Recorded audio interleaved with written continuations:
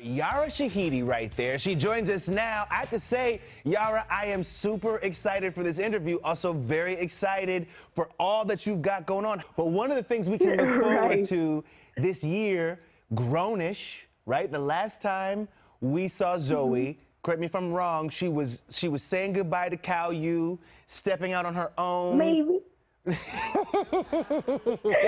Yes. Right? And really trying Very this true.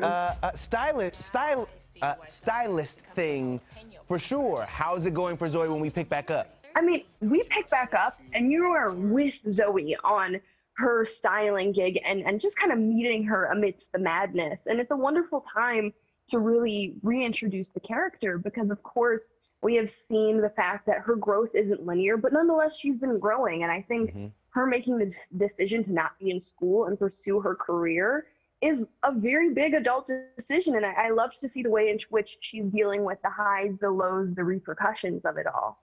I thought it was a really smart choice in writing to explore what the alternatives are to a four-year university or a four-year degree. So major kudos to that. But it's also, it doesn't come without its own challenges, right?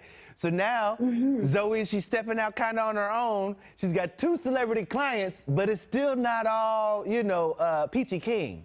No, you hit it right on the head. I think it's been wonderful to be able to say Grownish is more about growing up than it is about college. It just happened to be a college environment that was able to bring all these kids together. And so taking the opportunity to explore the fact that there are other options in the world is important. And at the same time, we don't like to gloss over the fact that there are differences and hardships. Zoey is used to having a community of support around her. And I think many of my generation can relate to this because I'm of a generation that's continually paving their own path, and it is innovative and incredible, but at the same time, it comes with great risk, and it comes with great hardship and a lot of determination and drive.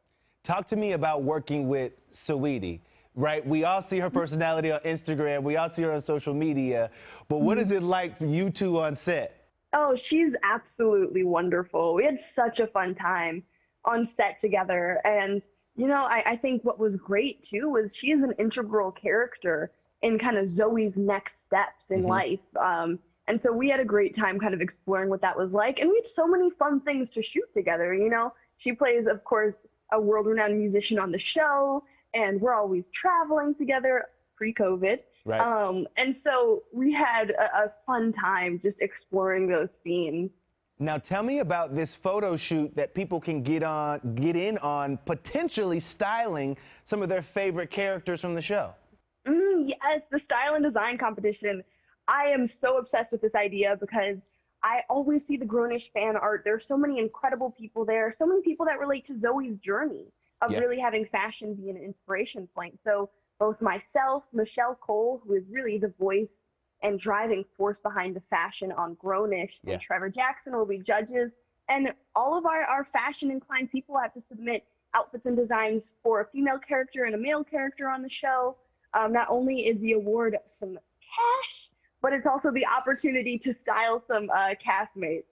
It's so funny because you talk about people knowing you as bubbly and sweet.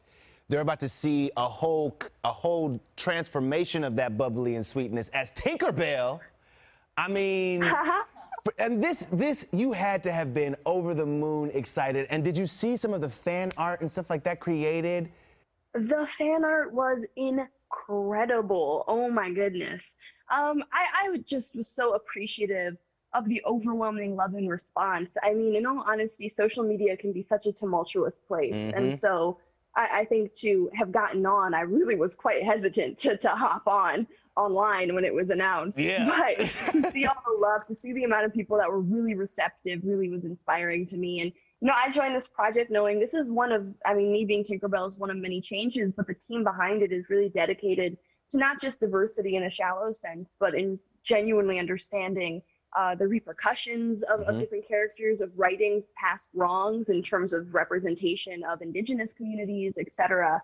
And so I think that's what made this so exciting to be a part of. Plus, I'll be like 5 inches tall, and I've already started some of the prep work, which has been wonderful. Right, flying around with little slippers. I love it. I love it. Wait, so speaking of not only your castmate, but I'm sure also your real life family, and also now Disney character family, Halle Bailey as Ariel. Yes. You two are like 1-2 punching this thing.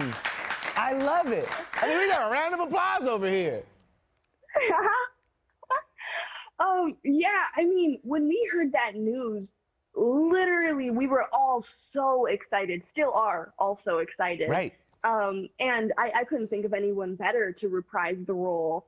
And I think coupled with the fact that Chloe and Halle are such a duo and such a force, not only in terms of being performers, but producers and creatives, you know, you can't help but be happy every time you see them do anything. Grammy nominated. Grammy nominated. Just gonna say it. Grammy nominated. Casual. For your consideration. Casual. The way that's about to be on my resume, like I know Chloe and Halle. It's like that way for my whole cast. I'm like, forget what I've done. You know who I know? That part. That part. Wait, you're about to turn 21? Ooh. Yeah. What do you, if there's one thing you could do on your 21st birthday, regardless of a COVID situation or not, if there was one thing you could do to kind of bring in this new year for yourself, what would it be? Well, again, super COVID contingent, but I mean, I love to travel. And I think what's been really wonderful is continuing to do things for myself as I grow up, you know? And there were moments where I realized, like, I think I've only gone to New York for work in my, in the entirety of my time there. And so moments like that, turning 20 and being able to just travel and do things because, you know, that's what I wanted to do, has been really lovely. I've always been that type of person where oftentimes I felt like self-care is just selfish. Yeah. And in spite of having a team that tells me it's anything but, it's been something I've been trying to teach myself. You know, I've been working since I was, I don't know, 6 weeks old. A baby. And so, yeah. And so part of it is knowing that I'm worth doing things for. There it is. That's a powerful lesson to learn at even just 21.